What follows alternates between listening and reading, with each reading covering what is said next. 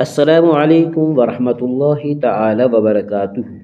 آج سے انشاءاللہ ہم اپنے چینل پر عربی زبان صحیح طور پر بولنے، سمجھنے اور سیکھنے کے لیے علم صرف کے کلاس شروع کریں گے۔ سب سے پہلے ہم یہ جاننے کی کوشش کریں گے کہ علم صرف کون سا علم ہے، علم صرف کی تعریف کیا ہے، علم صرف کو صرف کہنے کی وجہ تسمیہ کیا ہے۔ اس سے پہلے علم نحو کے متعلق بھی ہم چند ویڈیو بنا چکے ہیں۔ اگر آپ وہ ویڈیو دیکھنا چاہتے ہیں تو ہمارے چینل پر جا کر وہ ویڈیو بآسانی دیکھ سکتے ہیں۔ علم صرف کی وجہ تسمیہ یعنی علم صرف کو صرف کیوں کہتے ہیں۔ علم صرف کو صرف کہنے کی وجہ یہ ہے کہ اس کا لغوی معنی پھیرنا ہے، اور اس علم میں چونکہ ایک کلمہ کو پھیر کر اس کی مختلف صورتیں بنانے کے طریقے بیان کیے جاتے ہیں، اس لیے اس علم کو علم صرف کہتے ہیں۔ پہلا سبق، علم صرف کی تعریف۔ علم صرف وہ علم ہے جس سے لفظوں کی گردان، صیغوں کی پہچان اور ایک صیغے سے دوسرا صیغہ بنانے کا طریقہ معلوم ہو۔ علم صرف وہ علم ہے جس سے لفظوں کی گردان، صیغوں کی پہچان اور ایک صیغے سے دوسرا صیغہ بنانے کا طریقہ معلوم ہو۔ فائدہ، اس علم کا فائدہ یہ ہے کہ اس سے الفاظ کو صحیح پڑھنا آ جاتا ہے۔ اس علم کا فائدہ یہ ہے کہ اس سے الفاظ کو صحیح پڑھنا آ جاتا ہے۔ چند ضروری اصطلاحات: ضمہ، فتحہ اور کسرہ۔ عربی میں ضمہ پیش کو کہتے ہیں، جیسے کہ با کے اوپر پیش کی علامت بنی ہوئی ہے۔ فتحہ زبر کو کہتے ہیں، جیسے کہ با کے اوپر زبر کی علامت بنی ہوئی ہے۔ اور کسرہ زیر کو کہتے ہیں، جیسے کہ با کے نیچے زیر کی علامت بنی ہوئی ہے۔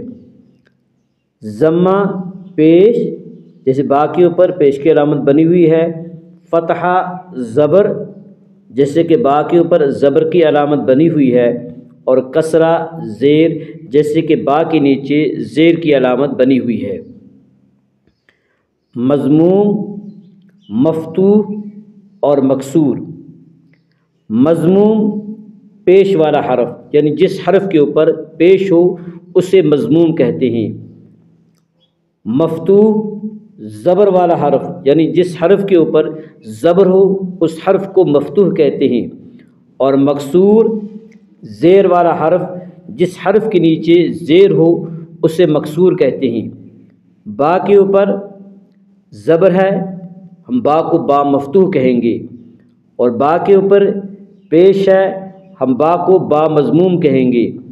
با کے نیچے زیر ہے، با کو با مکسور کہیں گے۔ تنوین، دو زبر، دو زیر اور دو پیش کو تنوین کہتے ہیں۔